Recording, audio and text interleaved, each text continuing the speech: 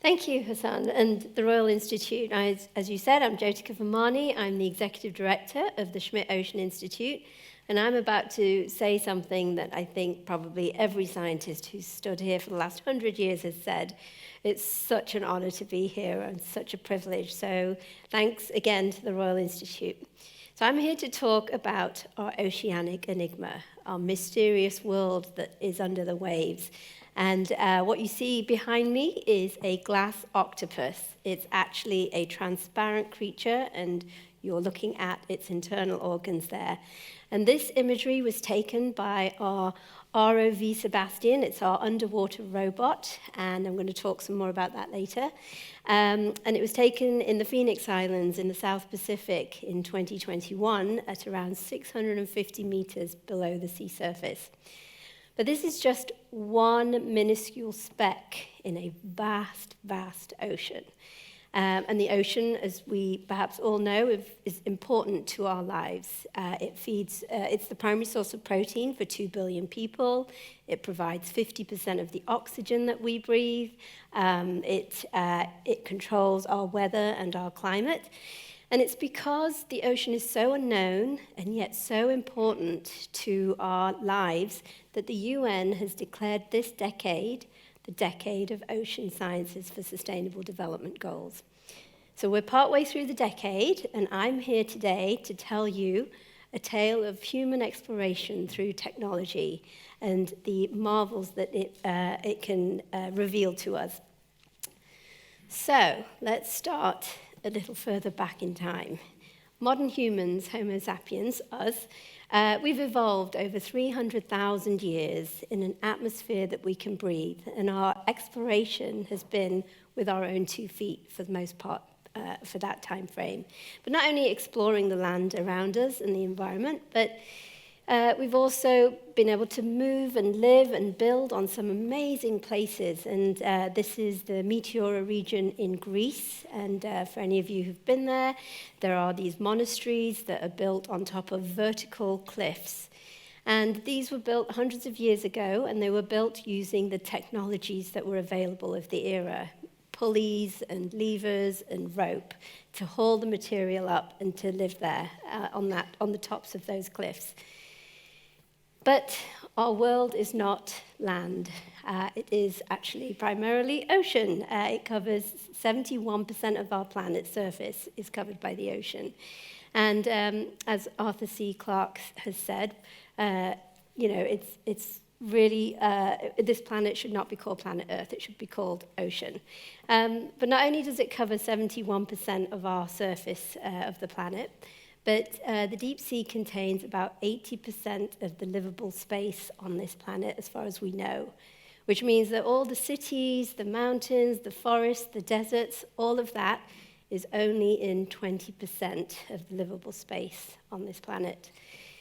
But it's not a lot in terms of volume. The ocean is actually quite small, and that's because it's really only about 3.6 kilometers in depth. So although it covers a large area, it's a very thin layer on our planet.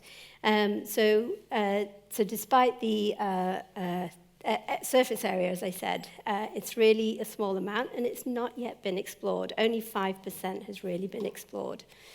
And that's because, of course, it's dark, it's high pressure, it's salt water, it's a really difficult environment to see through, and therefore it's still very much an enigma.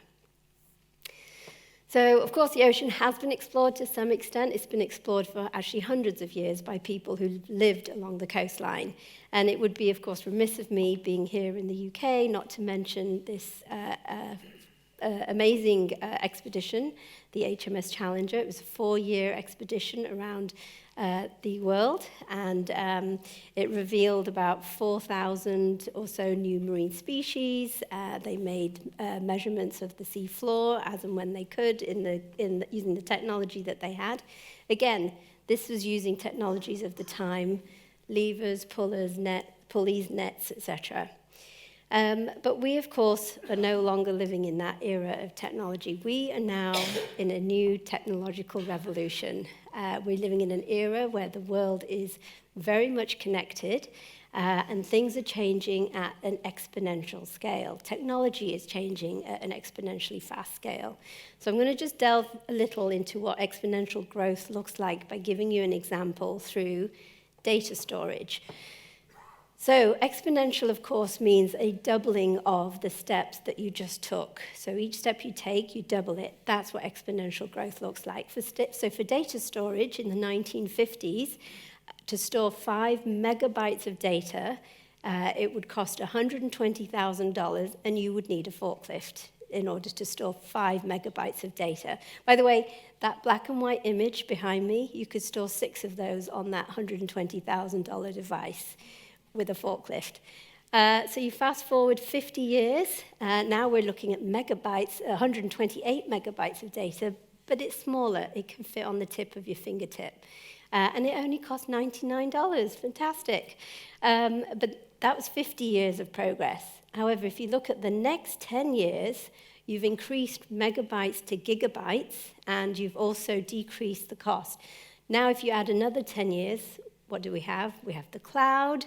You don't even need something to balance on the tip of your finger anymore.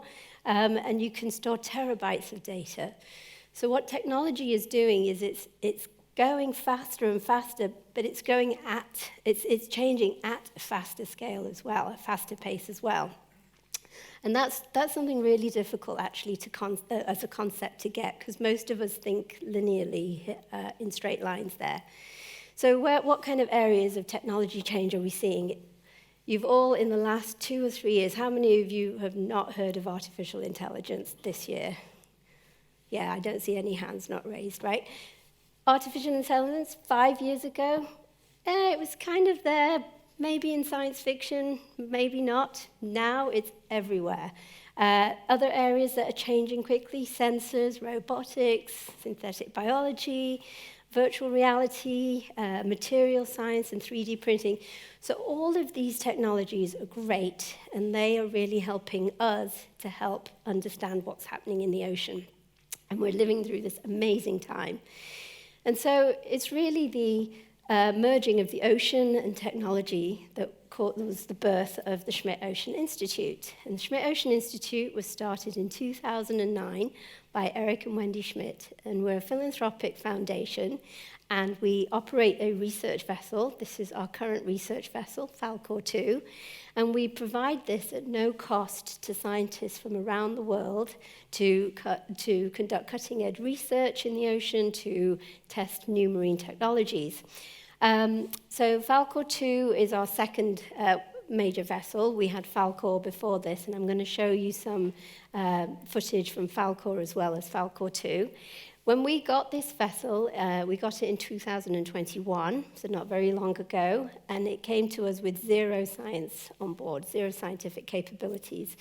So we spent 17 months transforming this into a state-of-the-art research lab. It's 110 meters in length, and it has 7 stories. So it's quite a big vessel with a lot of scientific capabilities. It has over 200 square meters of lab space. It's got dozens of ocean and atmospheric sensors on board for scientists to use.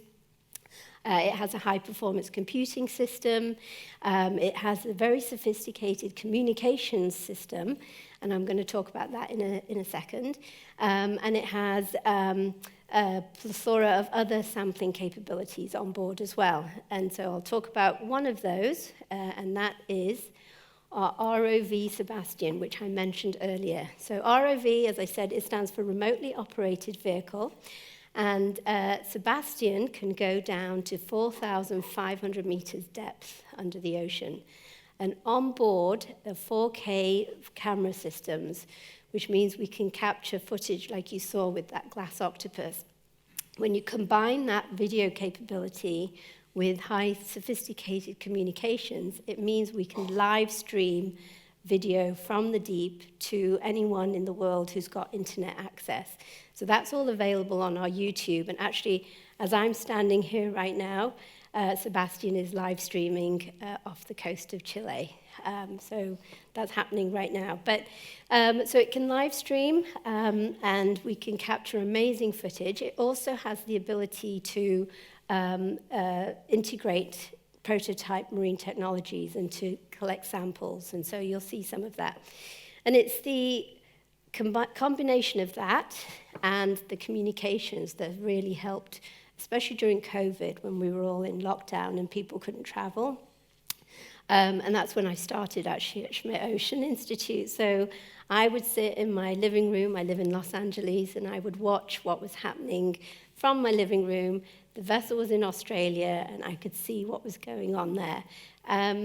But we were not able to get scientists on board for a period of time during 2020 because of COVID. But we have a fantastic crew and ROV pilots who were on board. And so the scientists, we did our first telepresence cruise. You're all familiar with telepresence now, having probably everyone's done something like Zoom. So they did their first telepresence cruise. No scientists were on board. It was our crew, and they were operating under the direction remotely of the scientists. And so I'm going to play a short video now in the scientists' own words of what that cruise meant and how it changed how they interacted with each other.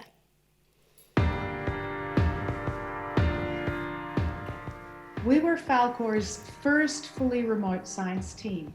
None of the science team could actually be on board the ship. This came about sort of in an interesting way because of COVID-19. We had to figure out how to be able to communicate with the ship regularly. But what really surprised me was, that actually turned into a real advantage, the fact that so many scientists around the world were in lockdown.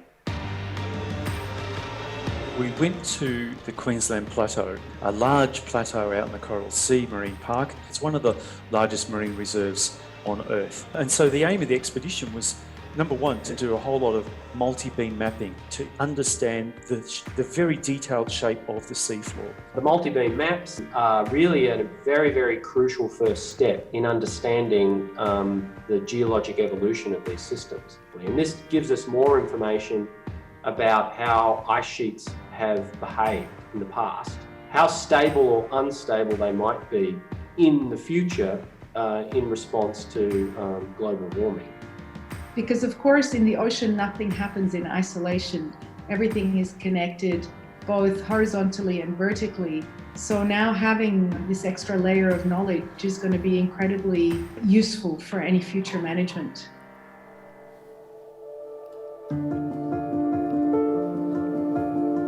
Remote sensing technologies like multi-beam sonar, that's great in itself, but it's another thing to actually put a camera there, and especially something as good as the Sebastian, where I do feel like I'm there on the seafloor. One of my favorite memories, my first dive, a big squid swam across the screen, and I was like, oh, this is a good start. And we came upon this red blob, and it was a sea cucumber. It flew up and used its tentacles to fly around and to swim away. It's just been exciting, and I've got no other work done during this time because I've spent my days glued to the screen and waiting to see what would come up next. Probably one of the most standout for me is just the number of chambered nautilus that we've seen. I stop for nautilus. They say stop for rainbows, I say I stop for nautilus. There were quite a few species that we didn't expect would occur here. So we call that range extensions, when we see something that we know occurs somewhere else, but we've never seen it here before. The chats, that's been fascinating, right? Suddenly I'm out there with 100 experts. For everybody, it was just a really interesting experience. I think it's something that really should be a model of how to do this type of science in the future. Patrick, he's from Belgium, and he's a slit snail expert. Like, I don't even know what a slit snail is, but he's just said, you've just found the first slit snail in the Coral Sea. He's over the moon. There were things that I've never seen before. Geomorphic features, I have no clue what they are. Good morning, everybody, and we are now live. What is most appealing about your work at sea? For me, it has to be the people. Being able to facilitate their endeavors to peel back what we don't know of the ocean floor is pretty rewarding.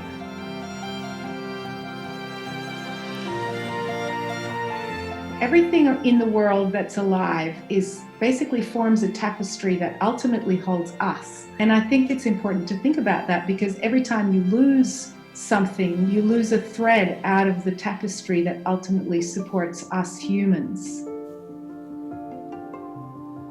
The research vessel Falkor was one of the few research ships in the world that were able to operate through this crisis. And I think the Schmidt Ocean Institute have set a very, very high bar. This is the bar we need to work towards in the future. I guess the big message there is that the science must continue.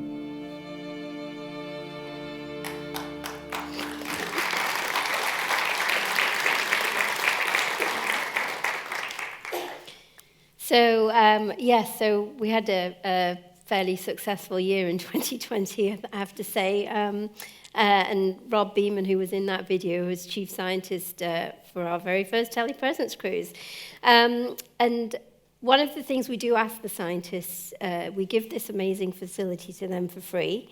We ask that they make their data and finding available as quickly as possible to the public. And the idea there is the faster we can share data, the faster our understanding of the ocean improves. And we've all lived through that, actually, through COVID, with the sharing of scientific information led to the rapid development of vaccines. And then the faster we can take action if we need to. So one of the things that was mentioned in this video is mapping the seafloor, and that's what I'm going to spend the next few minutes talking about, is mapping the seafloor. And we have on board Falkor 2 some really amazing seafloor mapping technologies, state-of-the-art equipment. And as was mentioned in this video, actually, one of the reasons we want a seafloor map is for management, but there are other reasons. A seafloor map is very useful for predicting how big a tsunami is going to be or storm surge is going to be. We need it, of course, for navigational purposes. So there's a whole host of reasons. Another one is to identify where biodiversity hotspots are in the ocean. But you may be wondering, well, why are we mapping the seafloor? Don't we already have a map of the seafloor? And so this is from Google, and it does show some features in the ocean. This map, however, is at a very coarse resolution for the ocean. In fact, in reality, at a high resolution, what we have is only 25% of the seafloor mapped, which, if you do the math, means that we don't actually know yet what planet Earth looks like for 46% of this planet. It's still a big mystery to us. And so we, Schmidt Ocean Institute, as well as many others, are partners in an international program, the Nippon Foundation JEBCO Seabed 2030, and they are mandated to produce a map of the seafloor at a very high resolution. And so it's kind of like crowdsourcing. All of our data is going into this effort to try and produce this global map at a higher resolution. So there are two elements here for a high resolution map. One is, what do I mean by high resolution? And the other one is, how do we cover something the scale of the ocean? 71% of our planet is huge. In 2015, it was estimated with the technology back then that it would take 600 years to map the seafloor at high resolution. Since then, we have had an exponential increase and change in robotics, and so I will talk about how that is going to help us to map the seafloor. But first, let me talk about the resolution. So I'm here in London, and this might be a satellite image that you are all familiar with. It is London. There's the River Thames flowing through, and you can see this is a 1-meter grid. You can see on here railway stations. You can even see boats on the river, buildings, green spaces, bridges. So this is the kind of resolution that we know, we're familiar with on land. If London was at the bottom of the ocean, this is what it would look like. This means that we could have like 10 Londons out there, something the size of the city of London, and we would not really know it's out there. This is the current global resolution map, 1,000 meters. So it's really, really coarse. What are we aiming for? Well, this 200-meter resolution map, this is what we're aiming for in the coastal oceans, let alone the whole ocean.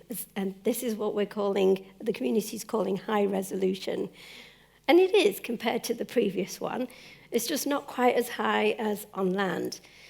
Globally, we're aiming for something like a 400-meter resolution. So again, it's not going to be great, but it's a good step forward as a first pass for high resolution. But we still have a way to go to get to something like this. So let's talk about some of the technology that we use and where we're heading that may actually get us to something like this. So how do we map the seafloor? So it's done by multi-beam sonars on board Falkor 2. And so that creates a sound wave. It goes down, it bounces off the seafloor, and the time it takes to come back, because we know the speed of sound in water, gives you an idea of how deep that water depth is. Pre this kind of technology, back in the old days, how they would do it is using a lead line, which is a weight. You'd be on your boat, you'd drop the line, and you'd have it marked. And when it didn't really move much anymore, you'd know how far it had gone down. Very, very, very intensive, very slow way of mapping the ocean. This is much faster. So this portion of the image here, actually it's playing in loop, so it will come back round. You'll see a yellow line. That's the transit of the ship itself. And then a map is produced on either side, and that's called the swath. So this here, you see the swath developing as the ship goes. It's mapping along the way. So so let me show you what that does. So this is the coarse resolution map right now. Once we add a swath to this, a multi-beam map, you now see the features. So again, that's what it's like without, and that's what it's like after we've used multi-beam mapping. A huge difference, right? Huge, huge difference. So with so much of the ocean yet to be mapped, it's really not surprising that we make discoveries very frequently. So what you're seeing here now is something that was discovered by doing systematic mapping of the Great Barrier Reef in Australia. And it's a 500-meter tall coral reef. And so when I talk about, we don't know what the ocean is, we're not talking about the little things. We're talking about some big things, 500-meter tall coral reef. And we were there, we had Sebastian, we went down. It's a very healthy reef right off the Great Barrier Reef on the plateau. The significance of this is that this was an area which ships had avoided because they didn't have a map. And so they were wasting fuel, which of course we don't want to do. Now we know that this is here. They've got much better tracks for navigation purposes. This was the first coral reef discovered in this area in 180 years, and it joins a series of 7 other such coral reefs off the Great Barrier Reef there. So in total, Schmidt Ocean Institute has mapped over 1.5 million square kilometers of seafloor to date. But as I said, it's not unusual, I suppose, to say that new discoveries are made every day. And it's my great privilege as a sneak peek for all of you to share our latest. This has not yet been formally announced, and so this is we will be releasing a press release on this, I think. These are 4 new sea mounts. So these are underwater mountains, and these were discovered at the end of last year, so actually only 3 weeks ago, as our vessel was transiting from Costa Rica down to Chile, which is where it is right now. And they're all over 1.5 kilometers in height, and the tallest one is over 2.6 kilometers. So again, as I said, these are not trivial small features. And this was actually discovered by and mapped by our crew on board. John and Tomer, if you're watching, and the crew that were on board during that transit, fantastic job. That's That's what they did over the holidays. You know, just a little thing there. But the technologies to map the seafloor are improving, and we are getting to better and better resolution, which is what I'm talking about here. So I'm going to play a very, very short video right now. Last November, we had chief scientist and his team from Memorial University in Canada, Newfoundland, Canada, on board, Dr. John Jameson.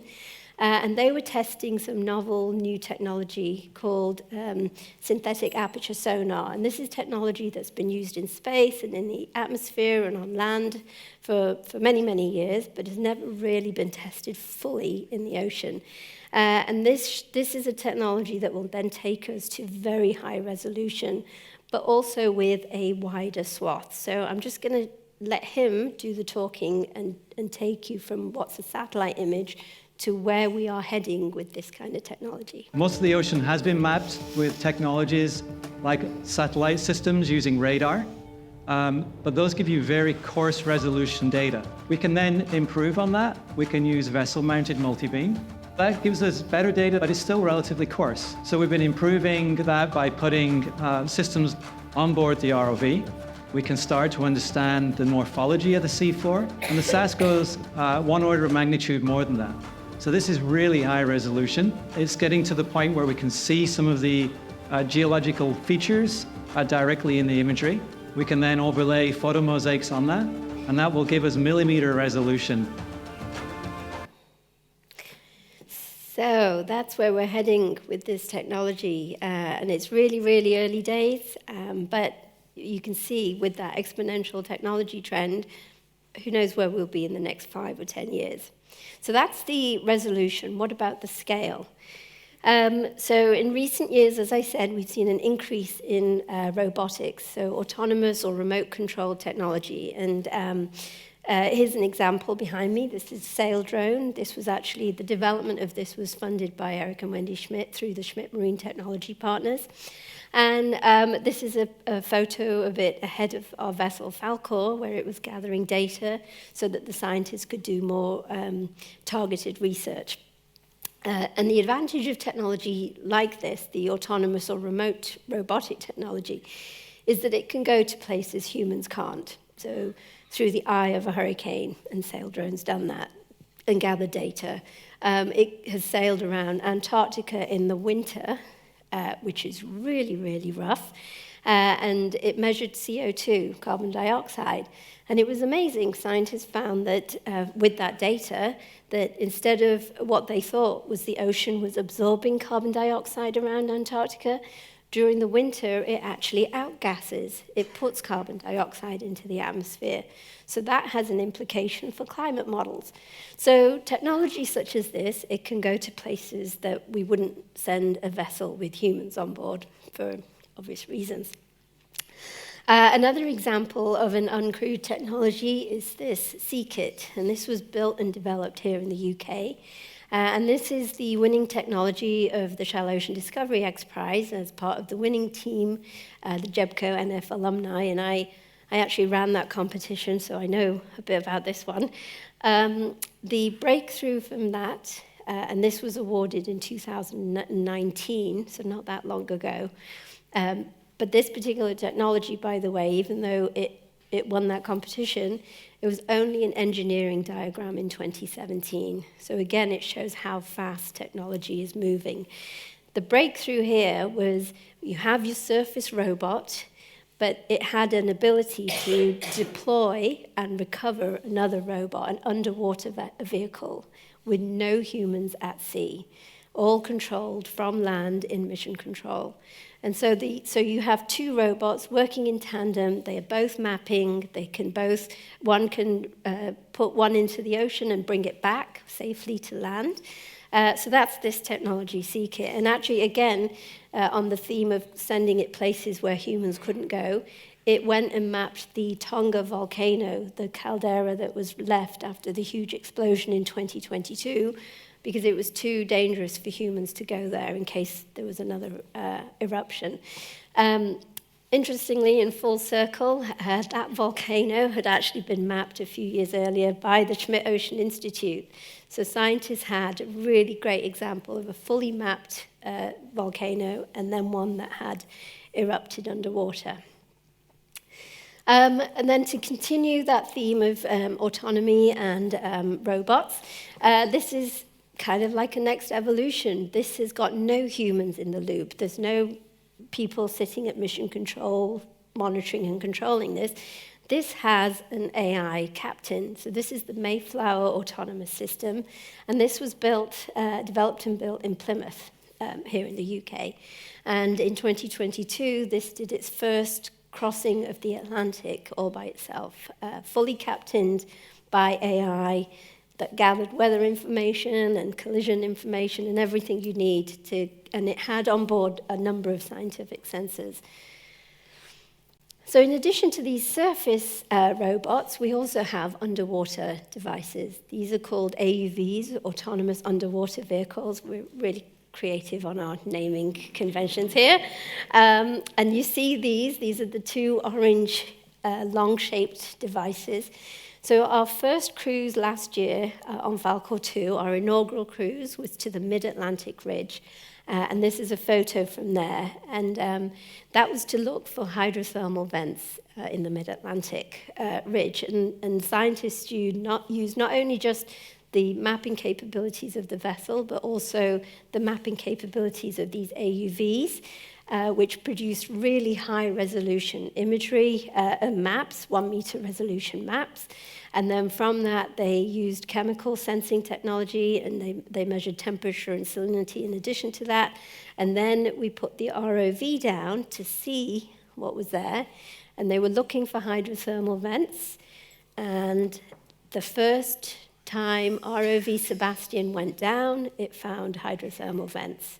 So that was a very effective way of doing this work. In the course of 40 days, they found not only one hydrothermal vent field, but 3, which is incredible, with dozens of black smokers, and you're seeing some of the imagery from this particular cruise. What was interesting is that not only did they find the hydrothermal vents, these vents were teeming with life, as you can see. There was shrimp, and there's crabs, and there's all sorts of creatures down there. Really, really vibrant place. So again, you now see the transition from mapping all the way to biodiversity and finding life. And that's the shrimp party that's going on, by the way. So one of the other interesting facts about this particular site is that the Mid-Atlantic, about 30 or 40 years ago, people had deemed it devoid of life, because of course they didn't have this kind of capability, this kind of technology to go and see what was down there. And so it had been earmarked for deep sea mining. And so now we have footage to show that it is certainly not devoid of life, and it's a really, really bad idea to do deep sea mining. And if this is just one example in the world of that. How many others are there out there? So it's a mineral-rich environment, but it's a very, very valuable environment as well. And we can't destroy it before we know what's out there. So hydrothermal vents, I'm going to stay on the topic of hydrothermal vents. They're really amazing places. This is where the Earth brings nutrients to us. Through these vent systems, all these nutrients come out, all these minerals and metals, they come into the ocean, trace metals, iron, things that are needed for life. And part of that whole process are microbes. And so I'm going to play another video for you now. Again, in the words of the scientists, this was a cruise that was in 2018 on Falkor. And the chief scientist here was Samantha Joy, Dr. Samantha Joy from the University of Georgia, and she's going to tell you about what they found.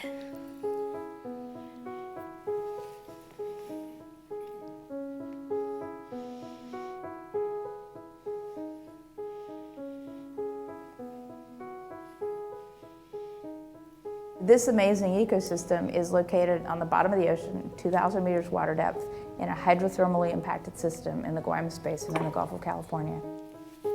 It's one of the most magnificent things that I've ever seen in the natural world.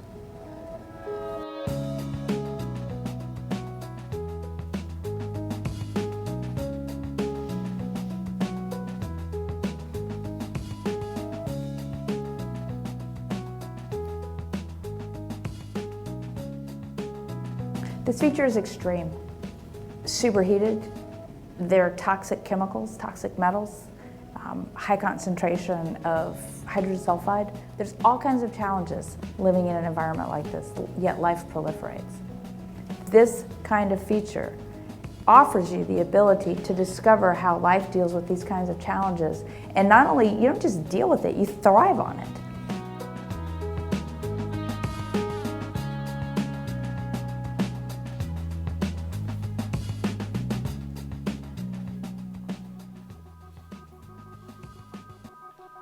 Those are the kinds of places that select for microorganisms that are really the superheroes of the ecosystem, the metabolic warriors that can tolerate extremes and do amazing things under challenging conditions.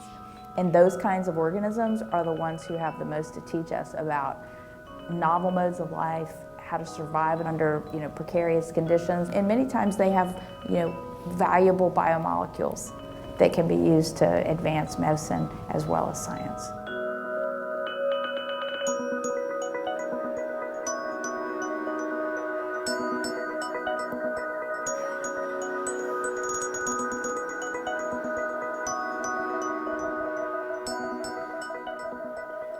Well, I mean, you're at the bottom of the ocean, right? So everything's different there.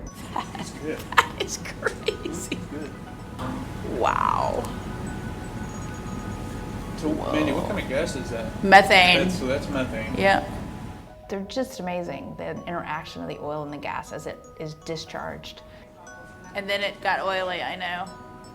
But the other one's doing it too now. Yeah. There it goes. The diversity of this is kind of blowing my mind right now. There's a lot of talk about CO2 dynamics in the atmosphere and that causing a greenhouse gas, but methane is 30 times more potent of a greenhouse gas than CO2. And what we're doing down there is looking at organisms that eat and produce methane and understanding their metabolisms can have an application in science and how we deal with our rapidly changing world.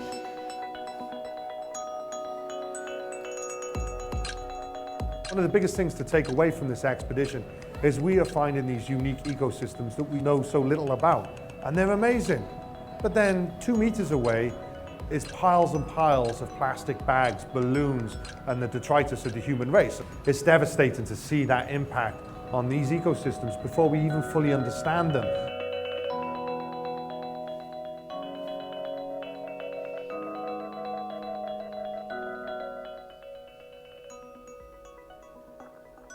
And plastic you can see. Imagine the stuff that's out there that we can't see. The water is warming, oxygen concentrations are dropping. By communicating the beauty and majesty of these systems, their importance to the natural world, to global biogeochemical cycles on this earth, we're making people fall in love with the ocean.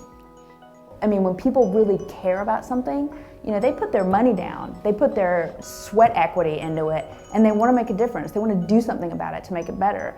And that's how I think change happens.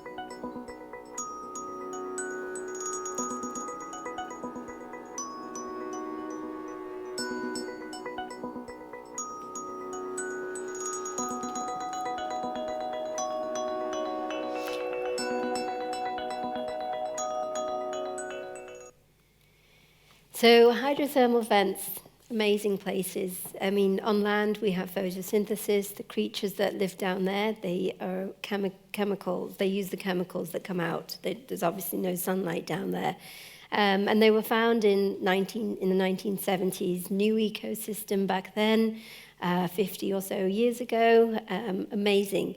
It is disheartening, of course, to see the human footprint is there before our eyes reach some of these places, and we see that quite frequently, and of course we pick up what we can, but there's more out there than we think. However, people are working on technologies to address the issue of plastics, and so last year we hosted on board, in collaboration with National Geographic, a National Geographic explorer and scientist from Aalborg University in Denmark, and she was testing, Dr. Laura Sanchez-Simons, she was testing a new microplastic detection technology on board.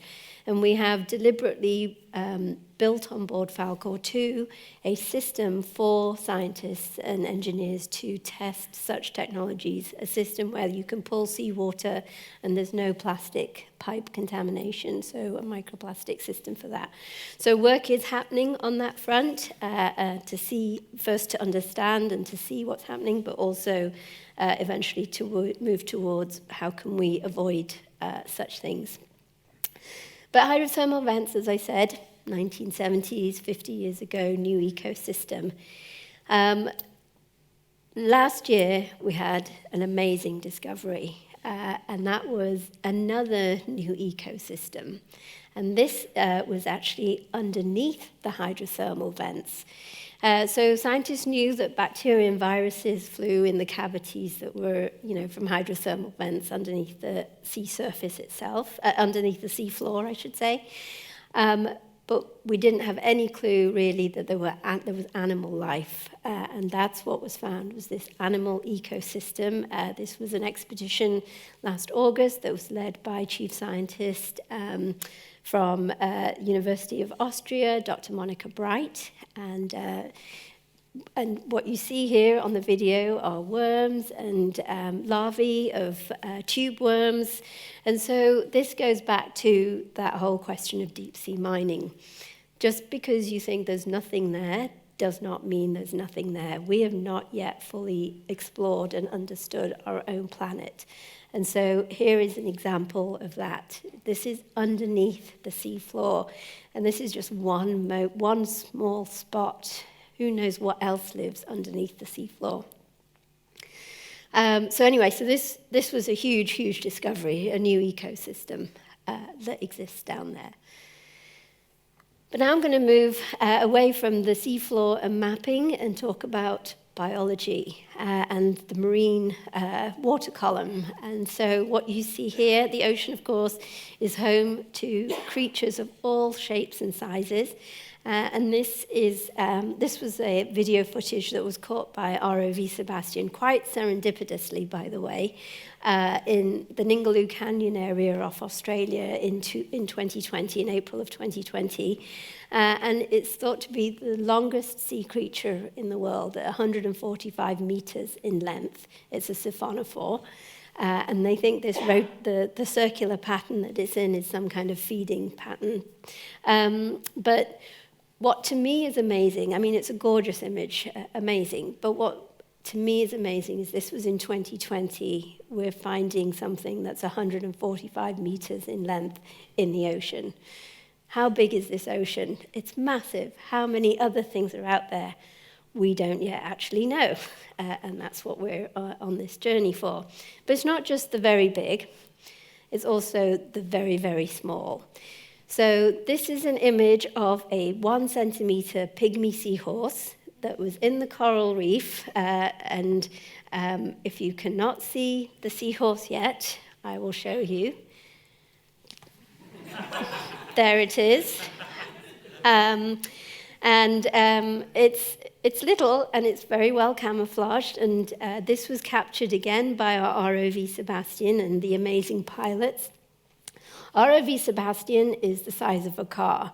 So I look at this and I think, this is like driving a car and seeing a safety pin on the pavement as you're driving by. That's what this image is like.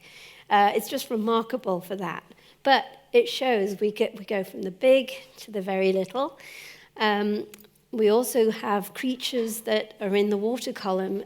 This is a ram's horn squid, the Spirula spirula. You may have seen a horn that's like a spiral shaped.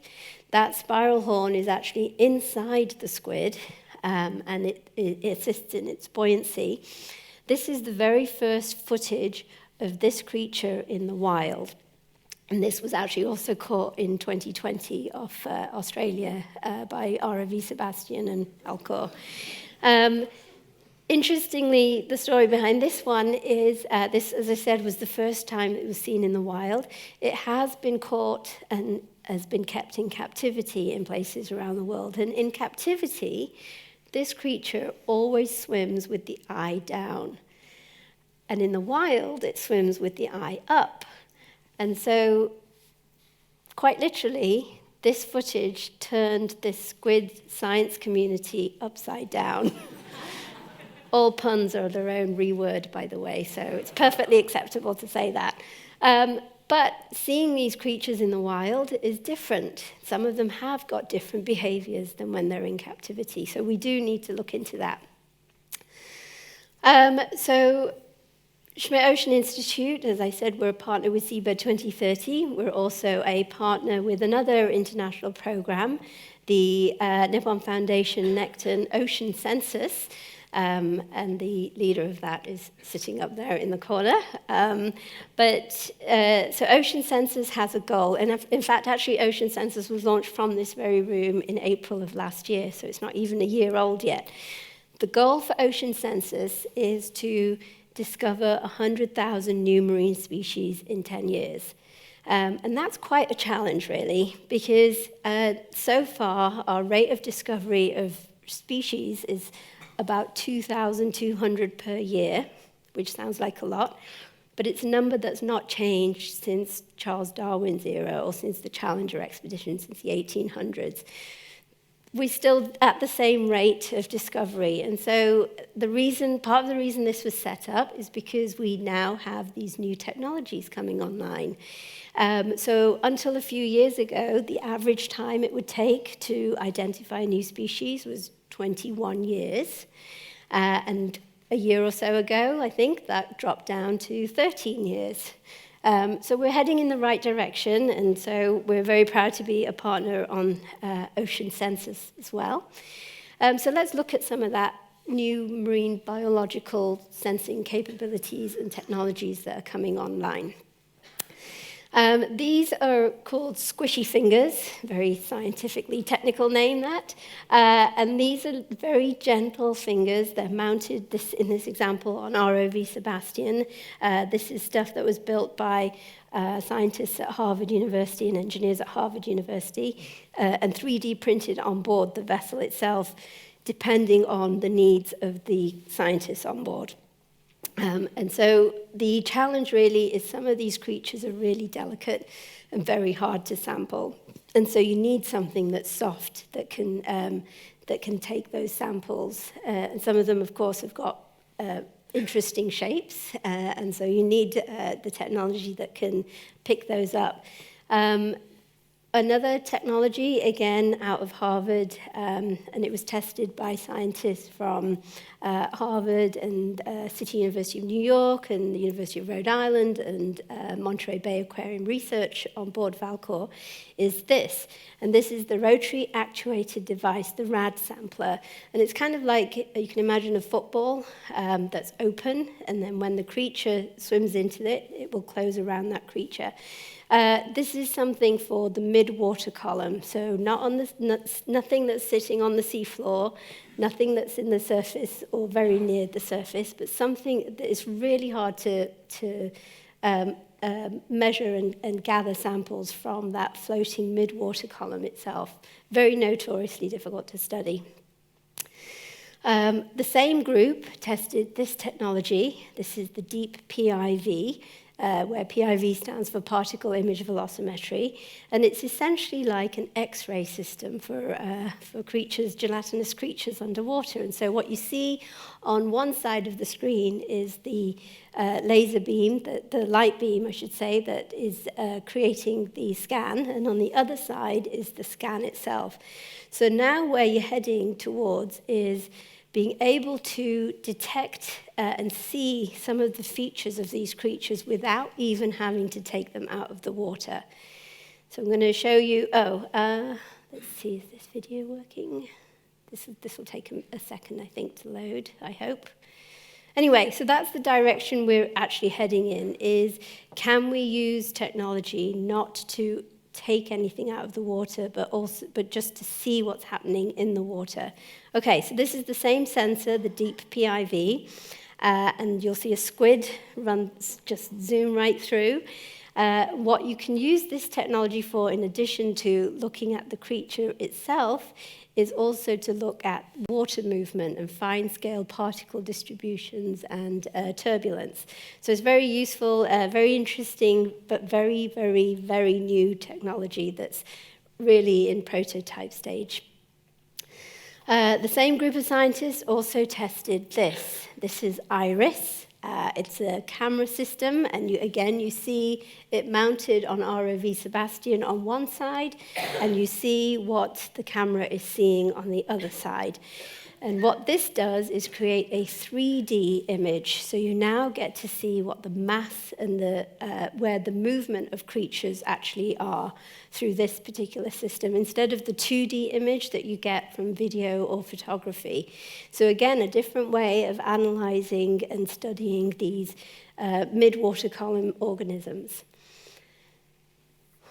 We've also tested on board eDNA, so environmental DNA. And so eDNA is technology that actually it's now available for the air and land, but for the ocean, you can get a water sample and you can analyze it and see what swam through, because we all leave a footprint, a fingerprint behind. So whether that's fish scales or something else, you can really tell what has been in the water column. So Monterey Bay Aquarium Research Institute is testing this along with Johns Hopkins University, putting eDNA sensors on AUVs, underwater vehicles that I mentioned before for mapping. And so eventually maybe we can get a biological map of the ocean and the water column as well. So that's eDNA. We've also tested that. Some of the advantages of using eDNA will be, for example, for fish assessments and for fish management, fisheries management purposes, or to look for invasive species where you may not necessarily see the invasive species, but you know it's in the area because you know what's in the water itself. So thanks to all these technologies and more, I think we're looking, as I said, at a future where instead of taking species out of the water, we'll be able to hopefully identify them in the water column instead of in the lab. And so the ocean is full of amazing, wonderful, weird, glow-in-the-dark, electricity-conducting life, and you see some of those in there. So I hope you're getting a sense of some of the magnificence that is the ocean, some of the technology that's coming online, that's in prototype stage. So the final step here really is, how do we convey this to a broad audience? How do we convey this to everyone in this room and everyone online and beyond? So we have at Schmidt Ocean Institute an Artist at Sea program, where we bring on board, alongside the scientist, an artist as well. And they learn about the science, and I believe at least one of them might be in the room today, but they learn about the science and they convey it in their own form of art. And we were going to have an Artist at Sea exhibit here, got delayed in customs. There's some things that technology can't really help, I'm afraid.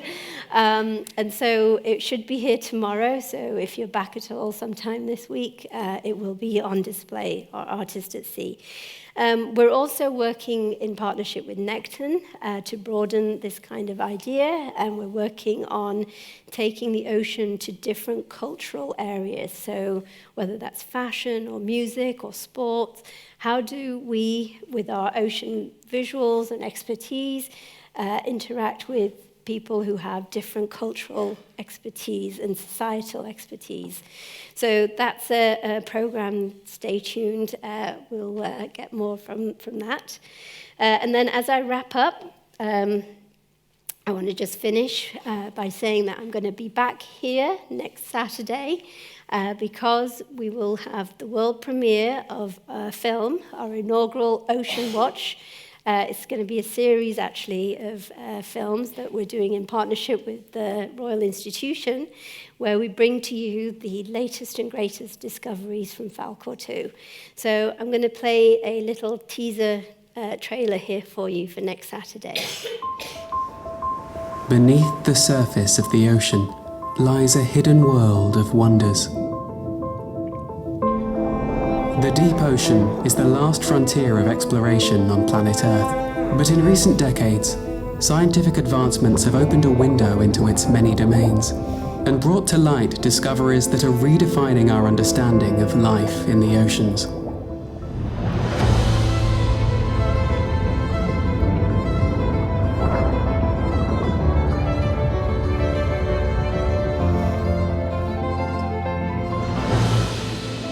In 2023, Schmidt Ocean Institute set sail a new research vessel to unlock its mysteries, named Falkor 2.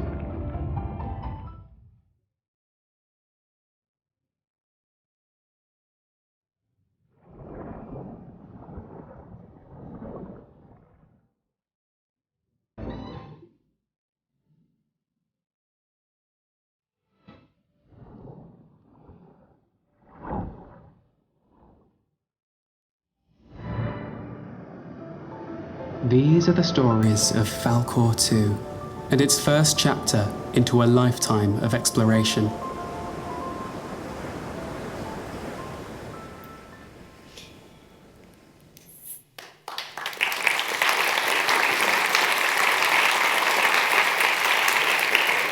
Give me 1 minute. So that was written and narrated by Leo Richards, who will be joining us next Saturday live here as well, along with my colleague, Dr. Carly Weiner, who's the Director of Communications at Schmidt Ocean Institute, and we'll have the showing of the film, and we'll have a Q&A. So it just leaves me now to say thank you very much to all of you for being here in person, and to those of you who watched online. I also want to say thanks to my family, my 96-year-old dad who's sitting in the audience, not nerve-wracking at all.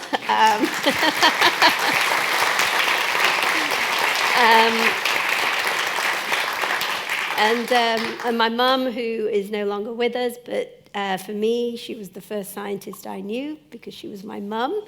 And I also want to say a huge thank you to Eric and Wendy and the Schmidt Ocean Institute team, the crew, the staff. None of this could happen without them. So thank you very much. I hope you continue to join us as we explore the 71% of our world that's beyond our coastline. Thank you.